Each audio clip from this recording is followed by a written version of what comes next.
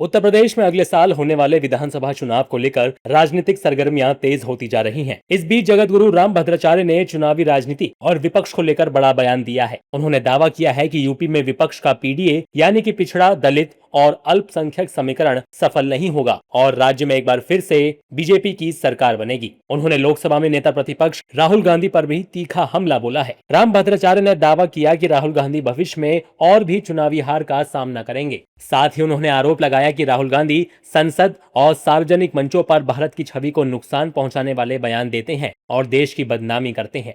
फिर यूपी में कमल खिलेगा, मैं कह रहा हूँ। जातियों में नहीं बांटना चाहिए कभी।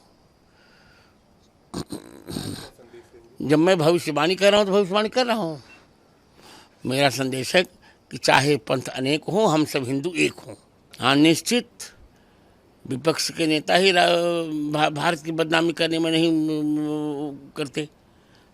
पानी पी पी कर भारत की बदनामी करते हैं विदेश के। इस समय विपक्ष के नेता, हमारे प्रतिपक्ष के नेता जो संसद में कोई बात हुई है और हारेंगे, अब बहुत बुरी तरह हारेंगे।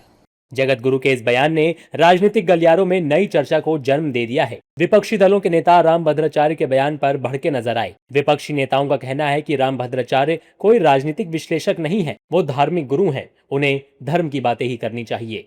राम भद्राचार्य मूल रूप से धार्मिक संत की तरीके से नहीं, राजनीतिक व्यक्ति की तरीके से बात करते हैं। राम भद्राचार्य जी, अगर आपको राजनीति करनी है तो खुलेआम राजनीति के अखाड़े में आइए, आपको पता चल जाएगी आपकी हैसियत क्या है।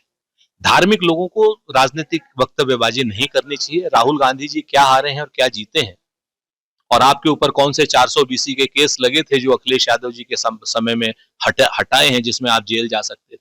इन सारी बातों का खुलासा आप राजनीति में आइए तो हम लोग करेंगे। राम भद्राचार्य जी कोई राजनीतिक विशेषज्ञ नहीं है, वो धार्मिक क्षेत्र से आते हैं और तमाम तरह के समाज के में विवादित और जातिवादी बयान देते रहते हैं। उनके बयान को गंभीरता से किसी को लेने की जरूरत नहीं है। हालांकि बीजेपी नेता इसे विपक्ष की कमजोरी का संकेत बता रहे हैं। सत्ता पक्ष के नेताओं का कहना है कि राम भद्राचार्य अंतर्यामी हैं। अगर उन्होंने कुछ भविष्यवाणी की है तो वो सच होगी। वहीं उन्होंने कहा कि यूपी में योगी सरकार ने जनता के लिए काम किया है। 2027 में भी बीजेपी की ही सरकार बनेगी।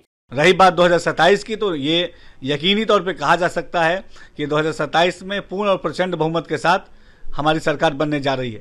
जिस तरीके से डबल इंजन की सरकार ने उत्तर प्रदेश की सेवा के लिए, उत्तर प्रदेश के विकास के लिए, उत्तर प्रदेश की उन्नति और समृद्धि के लिए पूरी तत्परता और ईमानदारी से, कर्मठता के साथ काम किया है, उत्तर प्रदेश के जन जन को हमारे नेतृत्व पर पूरा भरोसा है। कि निश्चित है कि जो संकेत है, अगर हम बिहार से ही बात करें तो बिहार में ऐतिहासिक जीत एनडीए की हुई।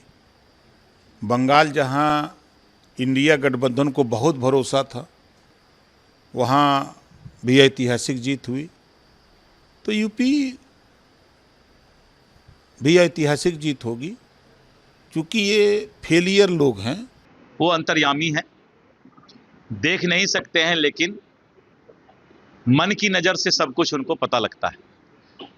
और इस देश में सनातन का अपमान हो, जो राहुल गांधी और इंडी गठबंधन के कुछ लोग तुष्टीकरण के राजनीति में वोट बैंक के लिए इस देश के बहुसंख्यक सनातन को भी अपमानित करने का काम करते हैं और सनातन को इस देश के अंदर ही जो है चुनौती देने का काम करते हैं। देखिए, अब कौन क्या बोल रहे हैं उनका विषय है।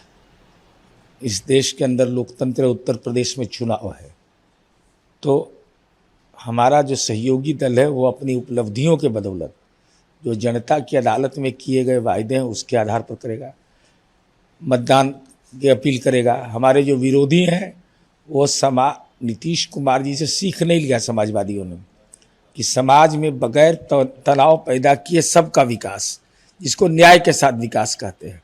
फिलहाल राम भद्राचार्य के बयान ने आगामी विधानसभा चुनाव को लेकर राजनीतिक बहस को और भी तेज कर दिया है। आने वाले महीनों में ये देखना दिलचस्प होगा कि प्रदेश की राजनीति किस दिशा में आगे बढ़ती है और मतदाता किसे अपना समर्थन देते हैं।